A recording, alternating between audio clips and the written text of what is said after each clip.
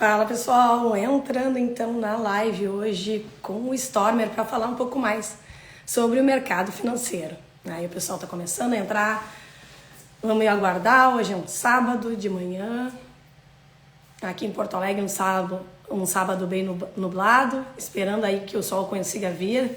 Olha a Júlia entrando, o pessoal de mercado também entrando aí, Thiago e o Leandro entrando também. Vamos começar o bate-papo. O pessoal tá entrando aí também. E aí, Stormer, tudo bem? Oi, Mari, tudo bem? Como é que estão as coisas? Tudo tranquilo? Tudo tranquilo aí. Que bom que tu conseguiste me receber aí nesse sábado de manhã. Prazer é todo meu. Sempre que a gente ia falando sobre o mercado é um tema que sempre me atrai bastante. A gente gosta de falar sobre aquilo que a gente faz, né? Bah, com certeza. E eu ainda sou. Eu trabalhei, cheguei a trabalhar no mercado financeiro, naqueles áureos tempos ali do início, aí quando a gente estava ensinando o pessoal sobre Bolsa de Valores, quando a gente dava muita palestra. Então, na época ainda da XP no 222. Aham, lá no Então, 222 da Carlos Gomes, né? exatamente. Então aprendemos muito no mercado, foi uma escola gigantesca para mim. Aprendemos, sofremos, né? Acho que a maturidade hoje que o mercado tem, vem de vivências que nós tivemos, foram inúmeros circuit breaks que nós vivenciamos. Era uma bolsa com bem mais flexível, bem menos regulação. Então, acho que a gente teve aí bastante história, tu passou isso mais tempo que eu, então eu acho que seria bem legal até, tendo em vista que nós estamos começando essa live, falar um pouco do mercado financeiro, falar hoje como tu consegue ser até um trader mais profissional, tendo em vista a maturidade da nossa bolsa, em relação ali quando tu começou e depois quando eu comecei, na questão de até liquidez de ativos. Hoje a gente consegue ter traders, né? O que antes a gente tinha traders simplesmente da Vale e Petro, né? Pela liquidez e algumas outras grandes, né? Mas hoje a gente já tem uma bolsa com maior liquidez e maior movimentação. Acho que seria um tema já bem legal para a gente puxar o pessoal para falar sobre o mercado aí contigo. Eu acho que sim, sabe, Mari? As pessoas, elas não. Acho que quem está entrando agora na bolsa e no mercado, elas não percebem, por exemplo, quando eu entrei. Quando eu entrei em 98, 99, 2000, existiam 50 mil pessoas físicas trabalhando na bolsa. 50 mil pessoas físicas em todo o país operavam ações no país. O resto tudo era instituição e era estrangeiro. Então, sim, a gente praticamente não tinha liquidez em nenhum dos ativos do mercado. A gente tinha liquidez na época em Telemar, a gente tinha alguma liquidez um pouquinho em Vale, mas nem era tão forte quanto Telemar. Nós não tínhamos opções para nos proteger, ou seja, o único ativo que tinha opções com liquidez era a Telemar, a gente chamava que era Telegang, né? Porque era o pessoal que trabalhava com as opções de Telemar, para proteção, para hedge mesmo, para especulação. Hoje a gente tem uma quantidade de ações e de opções muito maior. Na época a gente não tinha opção. O próprio mini índice só surgiu muito mais tarde. A história do mini índice, mesmo do índice, nós podemos trazer para 2005, 2006. Então, antes disso, praticamente não existia isso. Tá? E o primeiro sistema de mini índice era uma porcaria. Tu não sabe, tu dava ordem, tu não sabia se estava posicionado, se estava comprado, se estava vendido, tu não sabia o que tu estava. Eu dizia assim, era mais ou menos como tu operar no mercado por sinais de fumaça. Tipo assim, faz uma compra aí para mim, colocava aquelas fumaças, porque não tinha, tu não sabia nada, absolutamente nada. Né? E graças a Deus o mercado evoluiu. E também graças a muito do trabalho que foi feito nesses praticamente 20 anos, em que foi feito treinamentos, em que se apresentou a bolsa para as pessoas começaram a aprender um pouco mais sobre isso e começaram a entrar no mercado. Hoje, Mari, eu digo que as pessoas estão sofrendo um efeito chamado TINA. Já ouviu falar do TINA ou não? Cara, eu ouvi Eu falar acho que já, e eu sofro desse mesmo mal aí, todo dia. eu Eu era uma é, é bem difícil aí. Hoje eu tenho que ficar realmente e ser mais ativa no mercado que eu era. Eu acho que a gente era muito passivo no mercado e o Brasil nos favoreceu isso com as taxas de juros, né? Mas eu acho que é legal tu explicar ao pessoal, mas eu vivo todo dia o fenômeno Tina aqui nas minhas decisões aqui também financeiras em casa. Bom, Mário, eu acho que o ponto principal que tu tocaste é uma grande verdade. As ações nunca foram interessantes no Brasil porque a gente tinha uma taxa de juros de renda fixa muito alta. Então, cara, se eu posso ganhar 12% ao ano numa renda fixa, que é o que a gente tinha até algum tempo atrás, por que eu vou expor o meu dinheiro ao risco de bolsa? Teve algum tempo até que a gente tinha 15% ao ano de taxa de juros em renda fixa. Então, por que eu vou botar o meu dinheiro no risco da renda variável se eu consigo rentabilizar ele em cima de renda fixa com uma alta taxa de juros? O que é o efeito TINA, pessoal? TINA vem do inglês, tá? TINA significa There is no alternative. Ou seja, não existe alternativa. Então, não existir alternativa é: você tem hoje uma Selic a 2%, que te paga 2% ao ano, que praticamente não remunera a inflação, ou se remunera, remunera parelho com a inflação, e as pessoas não têm de colocar o seu dinheiro, o dinheiro está ali, literalmente, e agora sim podemos dizer que ele está parado na conta, e daí eles querem rentabilizar em alguma coisa. E é isso que está produzindo toda essa brutal procura por ações, brutal procura por comprar mercado de renda variável que está acontecendo nos últimos meses, né, Mari? Exatamente. Não, e nesse sentido também, a gente tem aí alguns papéis vindo de empresas vendo que tem que lançar dívida sozinha. Também eu acho que a gente tem alguns debêntures entrando, alguns papéis de dívida de empresas. O que o Guedes falou e que eu acho que nos Estados Unidos e outros países já se tem uma maturidade das empresas irem no mercado buscar. A gente tem pouca maturidade de empresas aqui, de corporações com nível de governança e de estrutura para ir no mercado buscar dívida direto com investidores, mas eu acho que é algo também que é plausível de entender que nós precisamos também financiar as empresas com outros mecanismos, né? E não esperar só o que o banco vai financiar essas grandes empresas. Eu acho que também está tendo esse movimento, né? O que acaba acontecendo? Assim, é importante que as pessoas entendam que o mercado financeiro é o local mais barato para uma empresa conseguir dinheiro para se financiar.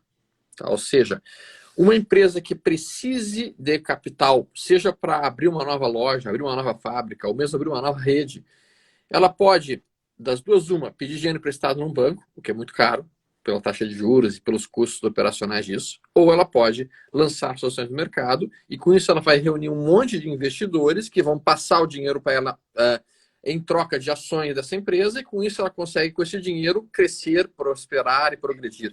E é por isso que a gente precisa entender que o mercado financeiro ele é fundamental para uma economia ser sólida. Ou seja, para o Brasil ter uma economia forte, ele precisa do mercado financeiro forte. Se não tiver um mercado financeiro forte, praticamente a gente não tem como crescer a economia desse país. Tá?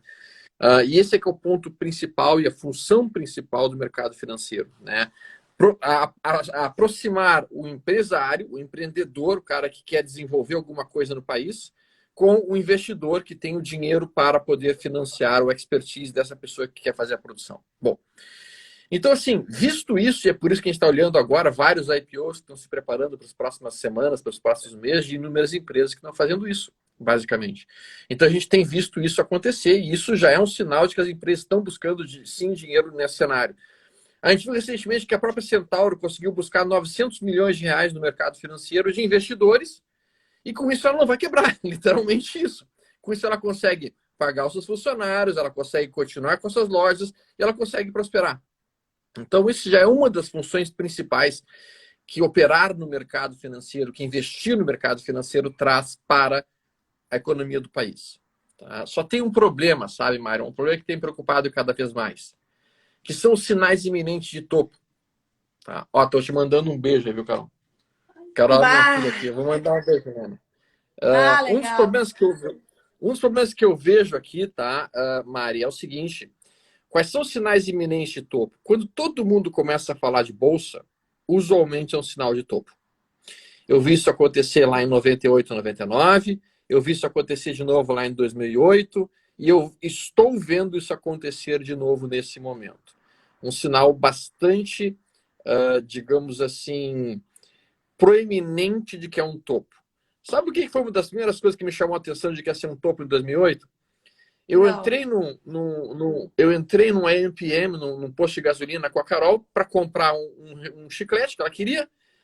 E aí o caixa do posto falou assim: tu é o Stormer, né? E daí eu olhei assim: só. Ah, então eu te acompanho. Eu estou sempre assistindo tudo que tu fala. Isso lá em 2008. Eu falei assim: bah, eu acho que vai ser topo. E dito e feito. Estourou o topo e foi um troço brutal. Muito o que aconteceu com aquele cara lá, com aquele cara que acho que foi. Alguns dizem que foi o Ford, outros dizem que foi o Jesse Livermore, outros dizem que foi em Rockefeller, que também aconteceu no crash de 29 com ele e com isso. Foi muito similar. E o que a gente tem visto hoje é muita gente entrando no mercado justamente para procurar a sua bolsa de valores, a expectativa de ficar rico e milionário. E tem muita gente entrando no YouTube vendendo a ideia de que com R$ 200 tu pode ficar bilionário operando na bolsa e ganhar milhares e milhares de reais por dia. Isso também é sinal de topo, quando aparecem falsos profetas. O mercado É, é bom, mas é perigoso. não, e nesse sentido, até se a gente for tirar aí, só ver, olhando o índice, tá? Daí a gente vê uma Magazine, vê varejo, Magazine Luiza explodiu. Não veio ainda o resultado do segundo TRI, mas o primeiro TRI veio com um resultado negativo. Óbvio que teve alguns fatores positivos, mas é uma euforia muito grande em cima e em outros papéis, e daí tu vai ver, tem alguns outros que ainda estão defasados. Se tu conseguisse até dar uma olhada por setor, o que que tu tá vendo, assim, a gente vê um topo daqui a pouco em Ibov, mas a gente vê bancos com ainda um downsize bem grande, a gente vê varejo que numa expectativa muito grande, mas que já está muito forte, porque a gente tem uma Amazon que entregou resultado nos Estados Unidos Sim. e precifica daqui a pouco esse upside no mercado. Mas o quanto daqui a pouco uma Magazine Luiza pode ser comparada a uma Amazon que capturou tanto ganho, entendeu? Eu digo isso porque é muito fácil a gente tentar fazer uma analogia e colocar, como a gente não tem muitos ativos aqui na Bolsa, a gente acaba tentando linkar com alguma coisa que a gente está vendo lá fora, né? Então, se tu pudesse pensar em setores, o que tu acha que está mais precificado, quais estão um pouco mais defasados, assim, um Tá. overview. Vamos lá. Vamos por partes, que eu acho que é importante isso. Eu vou colocar aqui na tela, você deve estar vendo aqui o gráfico do Ibovespa, tá? Isso aqui foi a queda da pandemia. Veja que logo depois da queda da pandemia, a gente faz uma recuperação chamada em V-shape, em formato V. Estamos nos aproximando do topo anterior e a expectativa aqui na aproximação dessa região não é romper isso facilmente, porque no passado isso nunca acontece. Quando a gente tem uma queda aguda, como aconteceu, por exemplo, aqui, ó, e uma recuperação, a recuperação é seguida pelo menos de uma lateralização. Vamos ver aqui o passado anterior, essa queda aguda com essa recuperação aqui. Aí o mercado não consegue romper o topo de cara, ele dá uma hesitada, ele dá uma travada. A mesma coisa acontece nessa brutal queda aqui, ó. Olha o tamanho dessa queda. Depois que a gente recupera, bate aqui, não consegue recuperar de cara, faz um novo recuo. E quando a gente vem para 2008, que foi talvez o cenário mais similar com tudo que nós vimos até agora, eu vou dar um zoom out aqui. Olha esse movimento de 2008. Se essa queda não é bastante parecida com o que aconteceu na pandemia, uma queda reta e uma recuperação reta. Mas quando a gente chega no topo anterior, no topo de 2008, o mercado não consegue ultrapassar. Olha o que ele faz. Ele começa a bater aqui, bate aqui, bate aqui, bate aqui, e fica batendo, e batendo, e batendo, e não consegue, e aí começa a recuar. Então, isso aqui foi 2008. Se a gente recua mais tempo ainda, para um período de queda mais amplo ainda, que aconteceu nessa fase, que foi a fase de 98, aqui, ó. Aqui a gente está vendo 98, olha essa queda. Queda brutal, a gente recupera em V-shape, só que quando chega aqui, a gente trava. A gente trava e fica travado por alguns meses. Aqui são meses, é gráfico semanal, tá? Esse é o momento atual do mercado. A gente está aqui, próximo do topo. Agora não é mais hora de comprar. E tem um monte de gente pensando em comprar agora. Tá, a gente tem espaço para subir um pouquinho mais ainda? Tem. Sem dúvida alguma, tem espaço para subir um pouquinho mais. Mas é um momento em que o cara pode pensar em entrar comprando tudo que tem na vida? Eu acho que não é o momento. O momento mais interessante era aqui embaixo, quando foi comentado que depois de fortes quedas, a gente já tem empresas que não iam estar relativamente subprecificadas, ou seja, com seus preços abaixo daquilo que eles definitivamente valeriam. Mas falando um pouquinho sobre essa questão, pessoal, compartilhem com os amigos de vocês, deem aviãozinho, chama todo mundo para nossa conversa. Tem uma live bem legal aqui, eu e a Mari. Vamos tentar compartilhar um monte de experiência, um monte de coisas bacanas para a gente poder conversar, mas vamos lá, né, pessoal? Vamos, aviãozinho. A gente tem que chegar em 1000 pessoas aqui nessa live, no mínimo, para poder realmente compartilhar o máximo possível de conhecimento. Voltando aqui para a ideia que tu tinha perguntado, Maria, é uma provocação muito boa. A gente está vendo que realmente o setor financeiro não está andando. Tá? A gente vê que Itaú, por exemplo, está travado. Não está nem perto do topo anterior. Né? E a gente sabe que Itaú, Bradesco e mesmo a Vale são os principais papéis do nosso mercado. São os papéis mais importantes do nosso mercado. A gente vê qual setor que está puxando. E é importante que os amigos de casa entendam isso, tá? Quando a gente tem uma crise como a que nós vivemos agora, os papéis líderes do mercado mudam. Tá? Então, quando a gente tinha, antes da crise de 2008, o papel líder do mercado era o quê? Era a Telemar. Morreu a Telemar, quem é que virou o papel líder? Virou Vale e virou Petro. E agora nós estamos, depois da Vale e a Petro, passaram o bastão para Itaú e Bradesco. Tá? E hoje os mais nítidos são realmente Itaú e Bradesco. E agora, com essa nova crise que nós estamos vivenciando, é muito provável que a gente tenha uma troca de bastão. É muito provável que a gente mude o setor que vai ser o líder do mercado brasileiro no futuro. Tá? Isso porque também já tem se comentado muito que as margens de lucro dos bancos vão dar uma reduzida, porque agora estão sendo atacados pelos bancos digitais, porque agora a própria XP já está tirando um monte da margem de lucro dos caras, que eles ganhavam muito dinheiro em cima do investimento que não era tão bom para os seus investidores. Então, essas coisas todas estão apertando os bancos de todos os lados. Então, o pessoal tem comentado que as margens de lucro dos bancos tendem a diminuir. Ponto nova linha. Lembrem-se, em nenhum lugar do mundo o banco dá tanto dinheiro quanto o Brasil. Tá? E vai continuar assim por muito tempo. É verdade. Isso não vai mudar. Isso não vai mudar por muito tempo, tá? Mas, assim, eu entendo que sim, é muito provável que a gente tenha novos líderes no nosso Brasil aqui, na nossa bolsa, em termos de empresas. E o setor que já conseguiu romper o topo anterior, o setor que já conseguiu ultrapassar o topo de janeiro e já demonstra mais pressão de compra do que todos os outros setores, é o setor de varejo. É o setor de varejo, tá? Definitivamente. Então, nós estamos falando realmente de empresas que conseguiram se adaptar mais rapidamente à crise e trabalhar imediatamente com comércios online, coisas nesse cenário. Então, a gente está falando, vamos lá, de MGLU3, nós estamos falando de BTOW3, nós estamos falando de Vivar, nós estamos falando dessas empresas que, em si, muitas delas ainda não apresentaram sequer múltiplos, ou números, ou resultados que tu pudesse dizer, cara, essa empresa é fantástica, essa empresa é muito boa. Tá? Mas elas já estão explodindo muito fortemente. Isso me traduz o quê?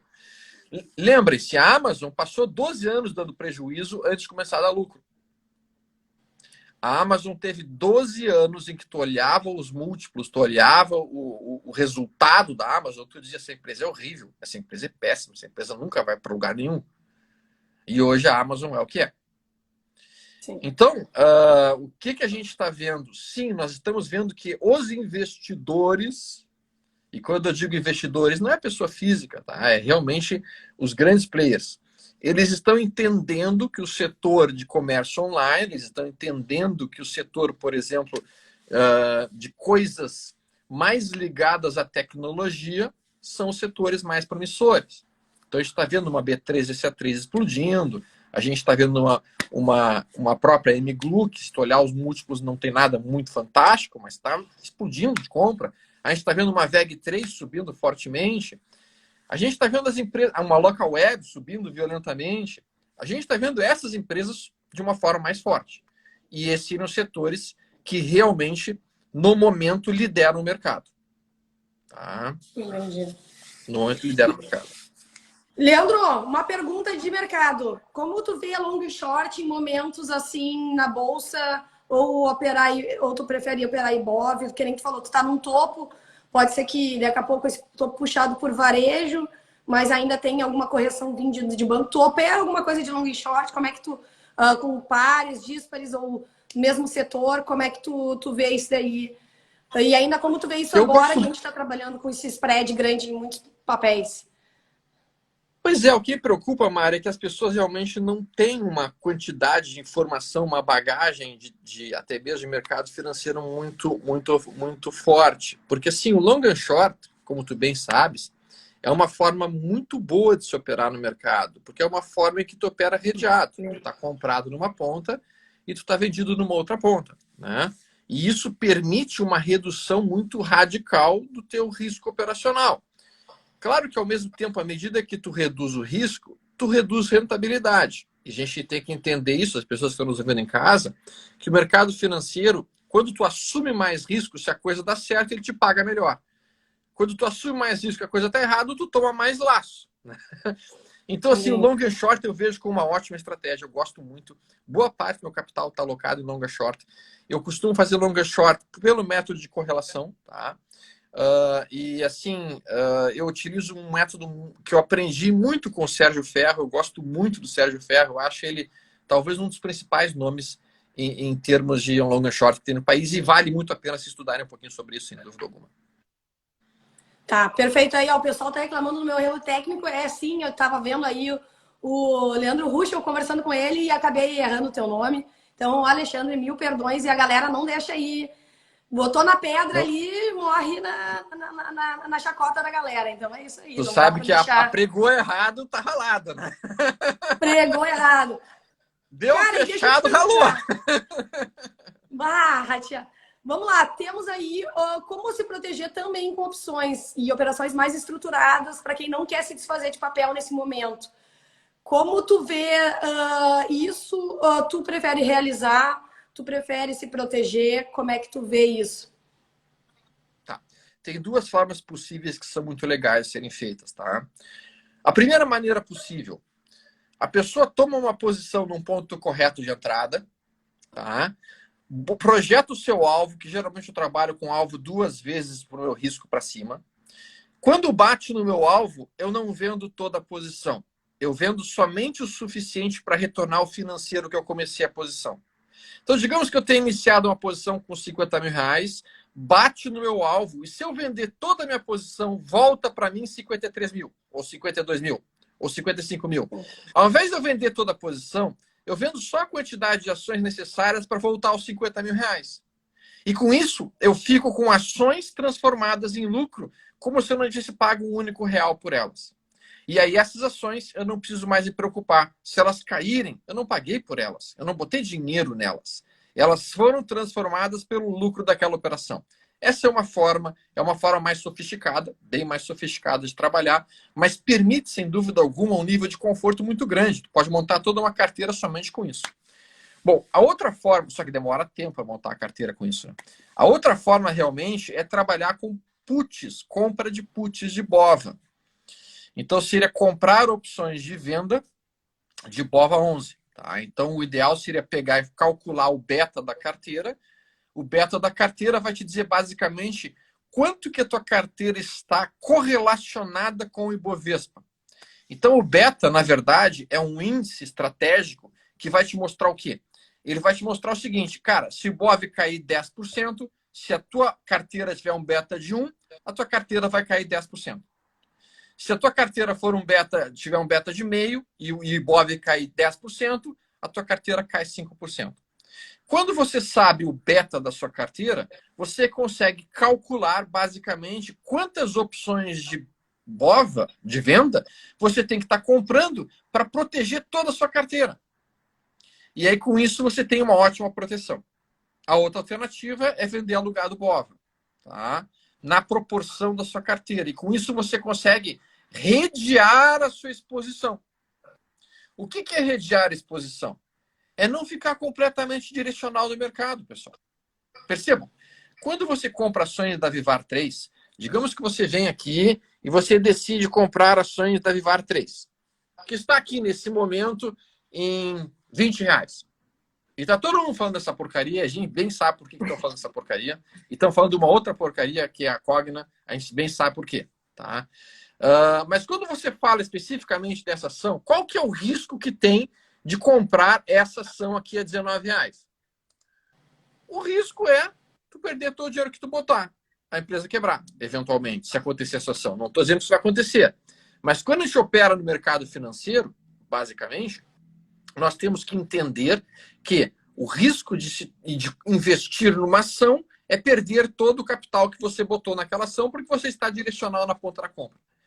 Se você tem opções de venda compradas, opções de put, você vai estar mitigando esse risco, porque você acordou um preço que você poderia vender aquela ação caso caia. Né? Então, a compra de put é uma alternativa. O problema, Mari, é que requer um nível de sofisticação, de conhecimento, de investimento muito alto. Não é todo mundo que tem esse nível de sofisticação. E o meu receio é ver o mercado se aproximando de um topo anterior, como ele está se aproximando, um monte de gente falando de comprar ação, comprar ação, comprar ação, porque eles não têm outra alternativa, sem saber os riscos que existem nessa situação. É a receita para a tragédia. Cara, então até o pessoal aí comparando o Vivara aí com o Mundial, né? E até citando o nome de operadores aí que operaram muito forte Mundial. E temos aí algumas ações que a gente falou que é muito difícil o pessoal entrar, muita gente vendo notícias. E eu acho que esse, que nem tu falou, quando tá todos os youtubers falando de algumas ações, falando do mercado, daqui a pouco é hora de estar aguardando.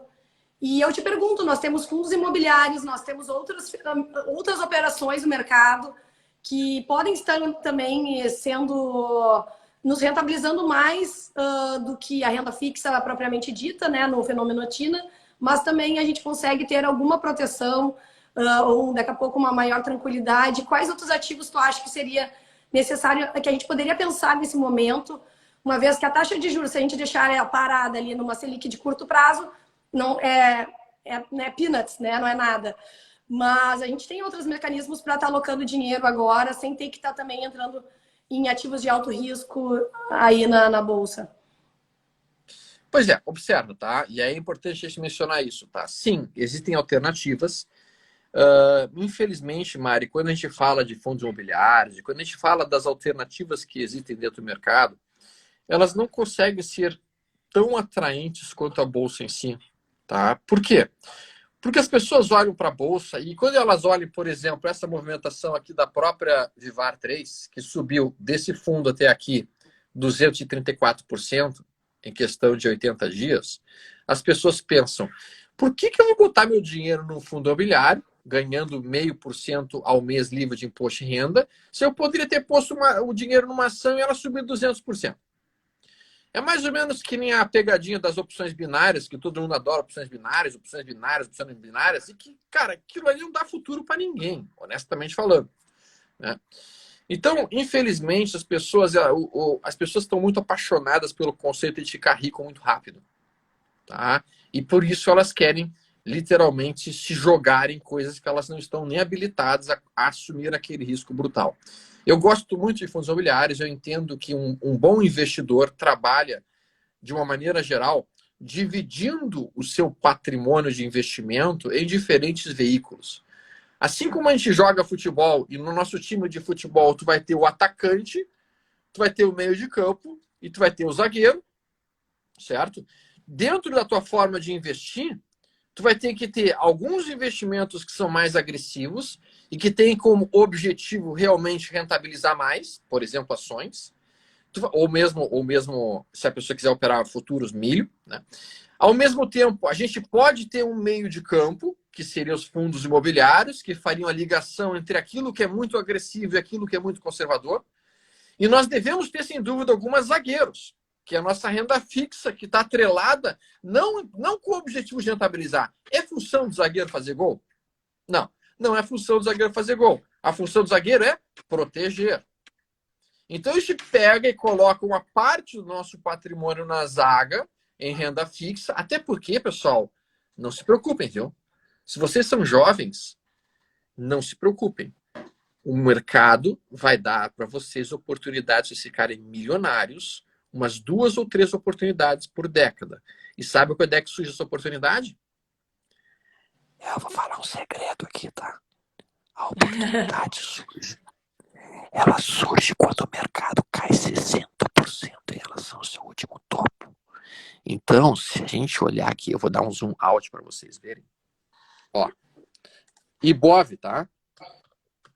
Ibov caiu nos últimos anos aqui 60%. Depois ele sobe 300%. Aqui ele cai 60%. Depois ele sobe 500%. Aqui ele cai 60% e daí ele sobe 280%. Aqui até aqui ele cai 54% e daí ele sobe 750%. E daí aqui ele cai quanto? No crash de 2008, que todo mundo disse que o capitalismo mundial tinha acabado, que era o final dos tempos, que íamos ter que pensar uma nova sociedade. Quanto é que ele caiu? 60%. Quanto é que ele subiu depois? 133%. E daí no crash atual nós caímos até menos de 60%. O crash atual caiu só 50%. E ainda assim já foi uma ótima oportunidade para ganhar muito dinheiro. Então, gente, o mercado vai cair de novo 60% em relação ao topo. E esse vai ser o momento de você tirar o dinheiro da zaga, da renda fixa, e trazer para a Bolsa. Então, quando isso acontecer, esse é o momento de ficar rico. Mas para isso você precisa ter dinheiro na zaga. Se você já estiver todo comprado na Bolsa, nesse topo aqui, que é o que muita gente estava em 2008, o cara está todo comprado aqui. Quando o mercado caiu 60%, ele não tinha dinheiro para botar aqui. E daí não conseguiu capturar esse movimento. Então, por isso que eu entendo que investir significa o quê? Ter 3 posições. Uma agressiva pra caramba, uma meio termo, que é o fundo imobiliário, que eu sou confesso, até porque ele simplesmente paga uma rentabilidade mensal, tá? Que entra livre de imposto de renda. E assim, ó, honestamente falando, as 4 palavras que eu mais amo na minha vida: livre de imposto de renda. São 5. Adoro essas 5. Quando eu ouço isso, é música para os meus ouvidos, né? Então eu adoro fundo imobiliário justamente por isso, tá? E alguma coisa tem que estar em bolsa, sim, sem dúvida alguma. E aí, como é que eu seleciono? Como é que tu seleciona os papéis que bota em bolsa, Mário? Eu queria até te perguntar isso. Eu tô falando muito, tu não tá falando nada, Cara, o pessoal tá bravo comigo. não, cara, não, é uma aula, né, que eu tô tendo, e por isso que eu chamei para conversar. Cara, então eu normalmente gosto de selecionar os fundamentos, eu sempre analiso um pouco dos fundamentos da empresa e o momento de mercado. Então, hoje, vamos pensar, a Mari, pensando hoje, eu acompanho um pouco de agribusiness também. Então, hoje eu vejo que a SLC vem entregar resultado, vejo que está com uma colheita boa e a gente tem com um dólar forte. Então, algumas coisas eu vou pegando nesse sentido. Eu acho também que tem que ter uma posição independente de qualquer coisa. Banco no Brasil, que nem tu falou, é muito difícil de mudar o setor bancário, assim, da gente não ganhar dinheiro no banco no Brasil. Não vejo eles tomando risco de maneira a quebrar. Então, acho que tem que ter alguma coisa à disposição em banco. Então, eu vou indo assim, nesse sentido. Eu tendo a ter um portfólio diversificado, mas não muito diversificado. E eu faço algumas operações mais no curto prazo, mais assim, visando semana, com um valor menor. Mas aí eu tento pegar alguns upsides que eu acredito de mercado para trabalhar, sempre trabalhando com muito... Eu sou muito disciplinada, né? Eu sou atleta. Então, Entendi. eu sempre gosto de entender o racional por qual eu entrei, para saber onde está o meu stop, aonde eu estou bem com os ganhos. E dessa maneira, eu também não cobro muito do mercado se eu perco. Então, é nesse sentido que quando eu faço operações no curto prazo, eu tento colocar assim no mindset ao operar, assim. Perfeito. Eu acho que assim, ó, tu colocaste um ponto muito importante, tá, Mari? Disciplina é tudo, especialmente em termos de investimentos. Se a gente não tem disciplina nos nossos investimentos, nós não vamos conseguir bons resultados, sem dúvida alguma, tá? Então eu curto muito isso. E eu vou passar aqui rapidamente como é que é a minha ideia de como é que eu seleciono os principais papéis, aqueles papéis que mais me chamam a atenção para eu ficar procurando meus pontos de entrada dentro do modelo que eu trabalho. Mas eu só vou fazer isso se a gente conseguir mais de 700 pessoas nessa live, senão eu não falo. Enquanto isso, eu vou responder uma dúvida que fizeram ali. Então tem que ter 700 pessoas na live, pessoal. Chame o pessoal aí, senão não vai ter. Aí eu vou mostrar como é que eu faço para escolher os melhores papéis que eu vou estar operando, tá? Mas eu vou mostrar aqui esse exemplo aqui só para vocês verem rapidamente, tá? Aqui a gente está vendo, no caso, a própria Vivar. Tá? Como é que eu faço para produzir minha carteira sem ter um risco exposto muito grande? Estou vendo que aqui, ó, é um ponto perfeito de entrada para mim. Todo mundo conhece que é um modelo que eu gosto muito de operar, que é o inside bar. Entrada nesse ponto, stop nessa mínima e meu alvo 2 vezes meu risco para cima. Então, se eu vou comprar aqui, por exemplo, vou botar um exemplo aqui, 50 mil reais a 5,57, tá? Quanto é que isso significa do ponto de vista de ações que eu posso estar comprando? Só para arredondar. Digamos que eu tenha comprado, então, 10 mil ações aqui. Comprei 10 mil ações, isso dá 55 mil reais e 700. Então, eu entrei com 55.700. Quando o papel bate no alvo, se eu vender as que seria aqui em R$ 8,76, se eu vendesse as 10 mil, ia voltar quanto para o meu caixa? 87.600. Ao invés de eu vender as 10 mil, eu vou dividir 57.700, que é o dinheiro que eu entrei, por 8,76. E eu vou saber exatamente quantas ações que eu tenho que vender. Não vão ser 10 mil, vai ser menos que 10 mil, para poder voltar a ter 55 mil reais livres do meu dinheiro no caixa, esperando por um outro sinal. E daí, com isso, provavelmente, acho que eu vou ter vendido aqui umas... É bem provável que eu tenha que ter vendido umas 7 mil. Eu fico com 3 mil ações de Vivar, livres na minha carteira, sem risco, e eu posso deixá-las subirem os outros 120%, 130%, sem precisar ter stop nelas, porque eu não paguei por elas. A diferença que eu tinha aqui, eu tinha 55 mil na minha carteira, e aqui eu tenho 55 mil na carteira e 3 mil Vivares. E eu vou fazendo isso para o resto da minha vida. E isso vai construindo uma carteira, um patrimônio em boas empresas. Eu procuro fazer isso em empresas decentes, empresas que têm bons múltiplos. Tá? Então, nós estamos falando de uma B3, nós estamos falando de uma QTL, nós estamos falando de uma TAE 11, nós estamos falando de uma VEG, nós estamos falando de uma excelente empresa. E por que eu digo que não tem risco? Porque, cara, vamos lá. Concorda que eu entrei com 55 mil reais, 700 aqui? Então, quando eu entrei com esses 50.700 aqui, esse era o meu risco da operação.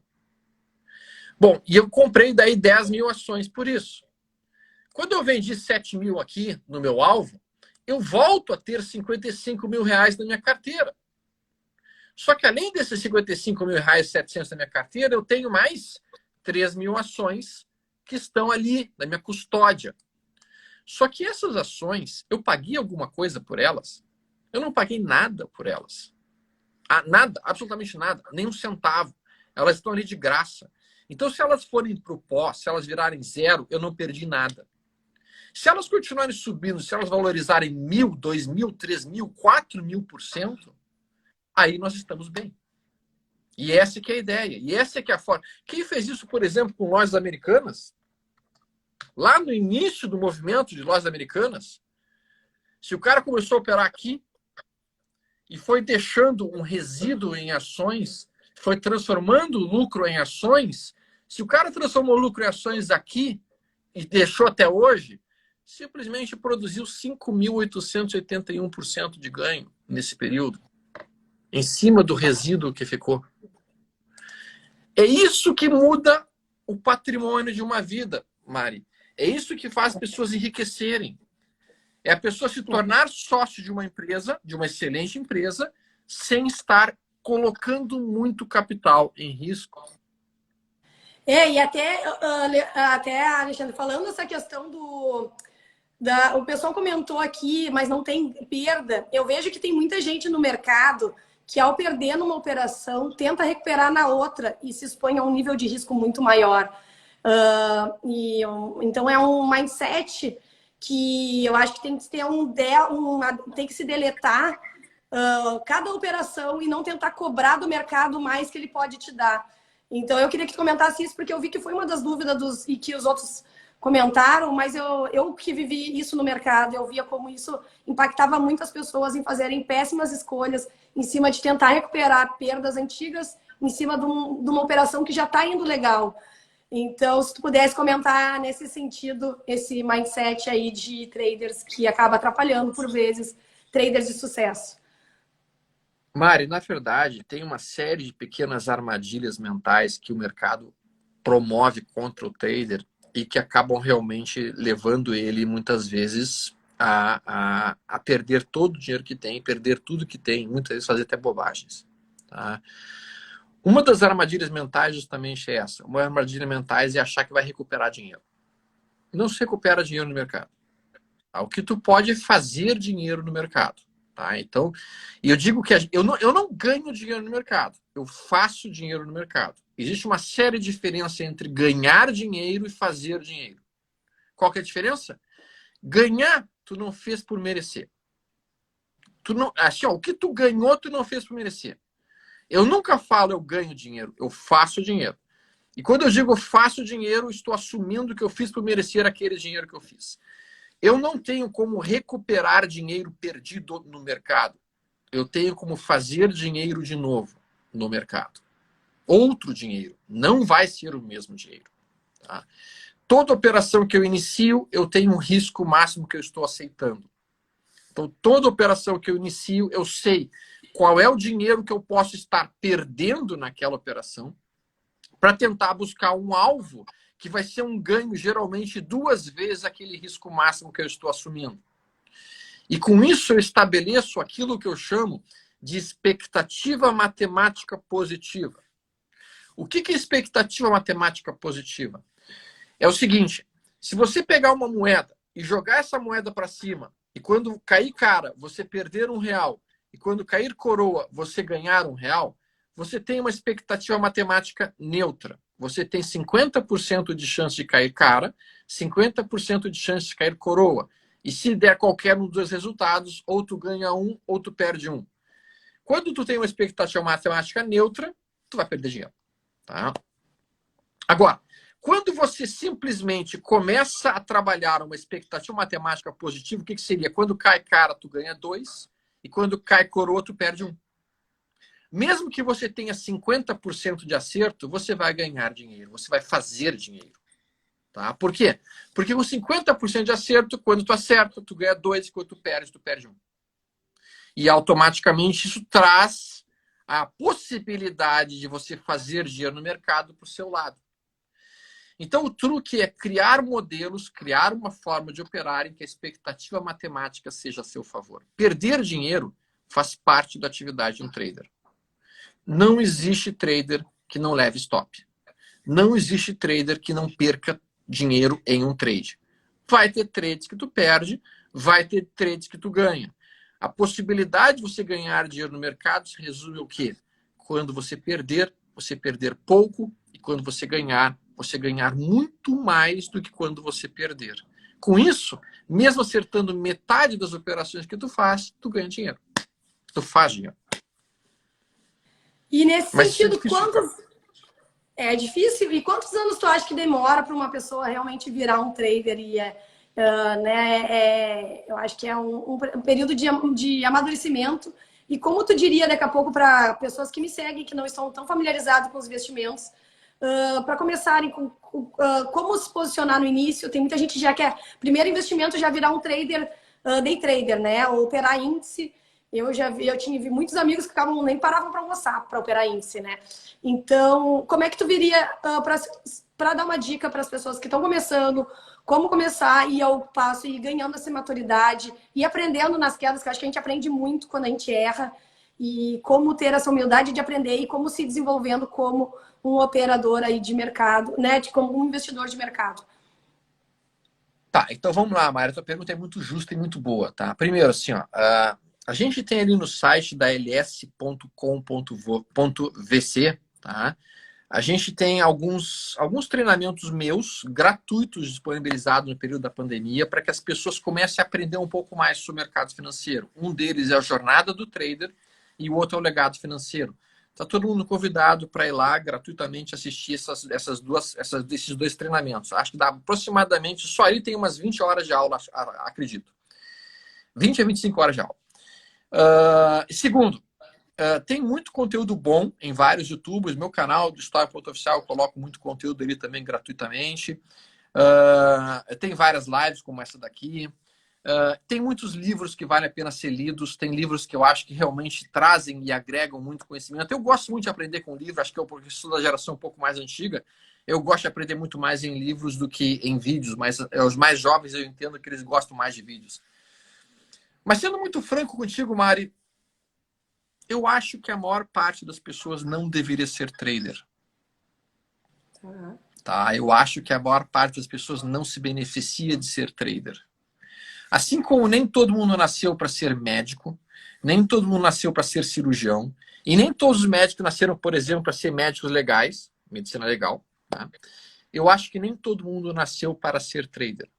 Tá? Eu entendo que é muito mais fácil as pessoas conseguirem um bom resultado no mercado financeiro, se tornando excelentes investidoras, em que elas escolhem ótimas empresas, em que elas vão aos pouquinhos aportando os seus valores nessas empresas, para então capturar movimentos bem amplos, tipo se tornando sócio de ótimas empresas, se tornando sócio de empresas que produzem lucro líquido recorrente e crescente, que tem um patrimônio líquido crescendo, que tem um lucro por ação crescendo. Então o cara pode pegar uma B3 CA3, pode pegar um Itaú, pode pegar uma Itaúsa, pode pegar uma VEG, pode pegar uma Grendene, pode pegar uma Lojas Renner, pode pegar 350 excelentes empresas e ir comprando um pouquinho do seu capital todos os meses naqueles ativos.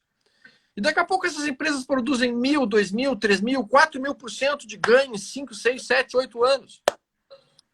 Sem que o cara tem que ficar, com perdão da expressão, tá, Mari? Sem que o cara tem que ficar naquela masturbação intelectual do compra e vende, compra e vende, compra e vende, compra e vende. Que a maior parte das pessoas erra e perde. 80% das pessoas que tentam entrar como traders perdem dinheiro no mercado. Eu não tô aqui dizendo que é impossível ganhar dinheiro como trader. Eu ganho dinheiro como trader, sou trader há mais de 20 anos, mas, cara, eu ralei anos. Eu ralei uns 4 anos e meio, 5 anos para aprender que tudo que está escrito nos livros, a maior parte que está escrito nos livros, não funciona no mercado brasileiro. E eu tive que trilhar o meu caminho e descobrir as coisas que funcionam. E, infelizmente, as pessoas não percebem isso. As pessoas, elas entram na parte mais difícil e entram operando futuros. E, gente, assim, ó, eu tenho recebido hoje 3 ou 4 mensagens por dia de inbox de pessoas que quebraram suas contas. Só hoje eu recebi 2 mensagens de pessoas que estavam dizendo assim, stop, eu estou pensando em me matar. Bah. Então, assim, Bom, galera, pelo difícil. amor de Deus, fiquem longe de alavancagem. Fiquem longe de alavancagem. Fiquem longe de operar futuros. Operar futuros é um cara muito profissional. Mas assim, ó, absurdamente profissional. Recebi uma mensagem agora, Mari. Um cara de 18 anos diz assim, Stormer, olha só, quebrei minha conta várias vezes, operando opções binárias, esta bosta de opções binárias, com perdão da expressão. O cara quebrou 3 vezes a conta e agora que ele disse assim, só que agora eu perdi muito mais dinheiro do que eu podia. Eu tô com vergonha de contar para meus pais. Eu já pensei até em suicídio. Semana passada eu tomei um monte de coisa, mas não funcionou.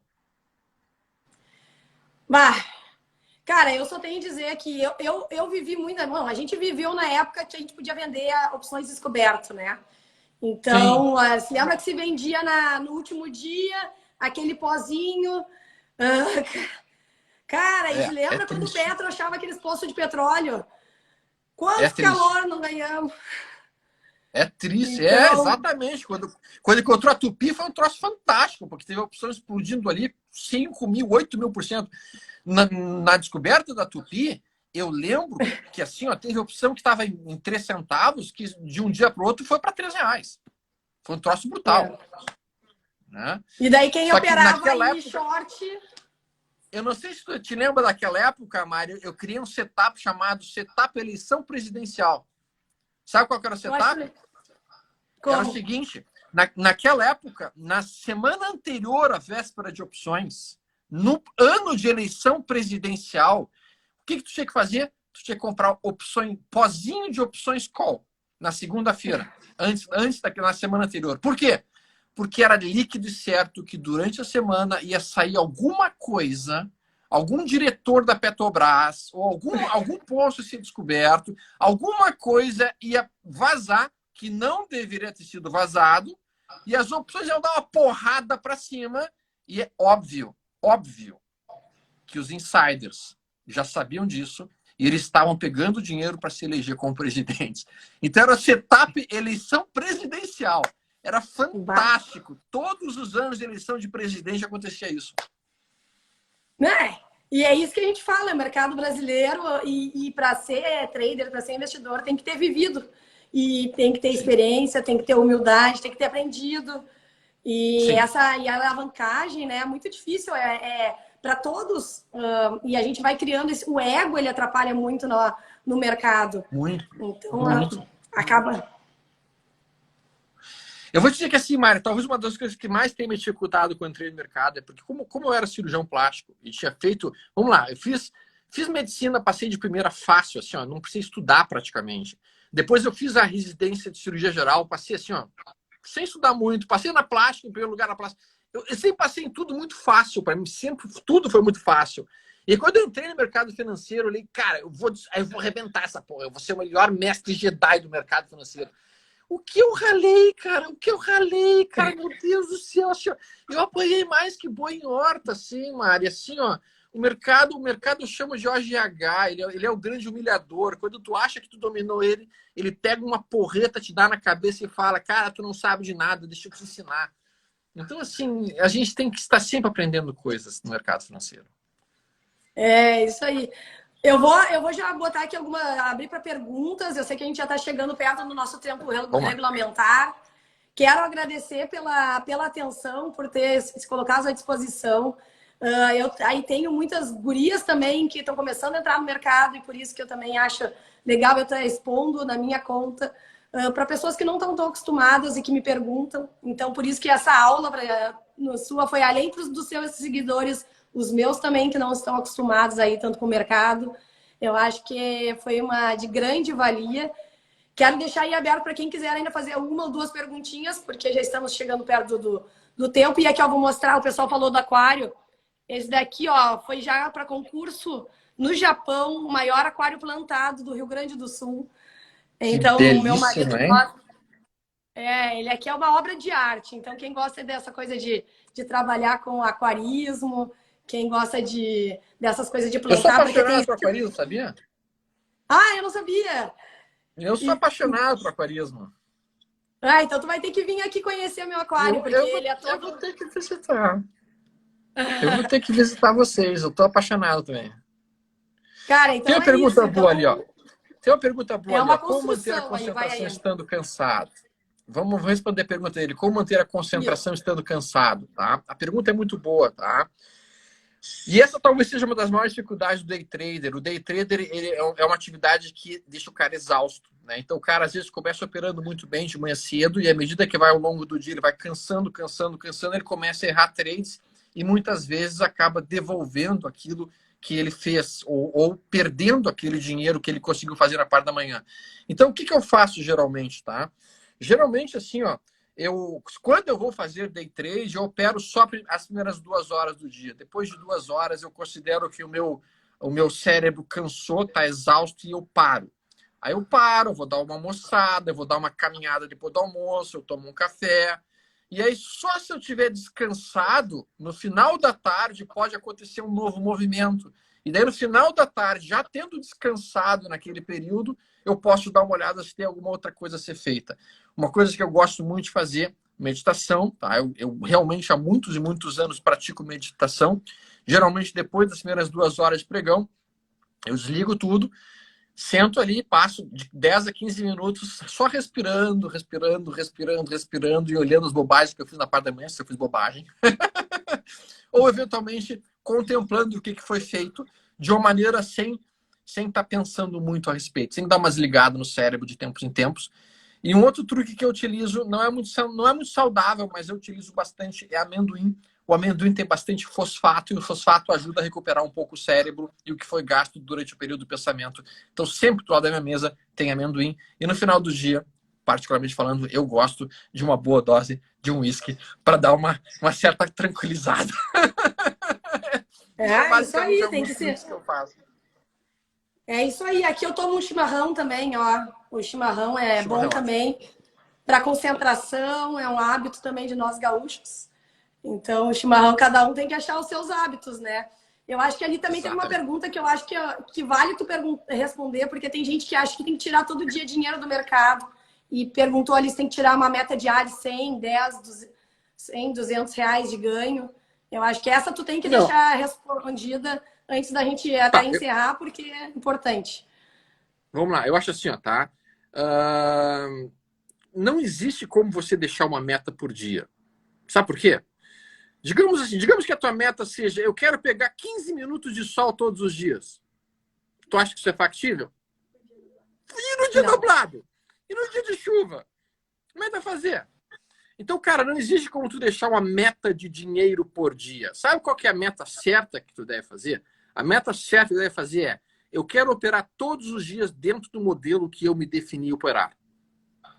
Então, a meta não é nem fazer dinheiro e nem não perder dinheiro. A meta é respeitar o método que você decidiu operar. Se eu decidi operar quando aconteceu este e este sinal, durante o gráfico do intradia, eu quero operar somente esse sinal, com o meu stop, com o meu alvo. Se aparecer o sinal, ótimo, vou usá-lo. Se não aparecer o sinal, porque ficou chovendo o dia inteiro, beleza, hoje foi um dia de não fazer nada. O problema é quando a gente sai da meta. Quando a gente sai da meta de seguir um método, seguir o foco. Então, o foco não deve ser o dinheiro. O foco deve ser executar o trade com perfeição. Perfeito. E aí, vamos lá, eu sei que tá. Só mais uma pergunta.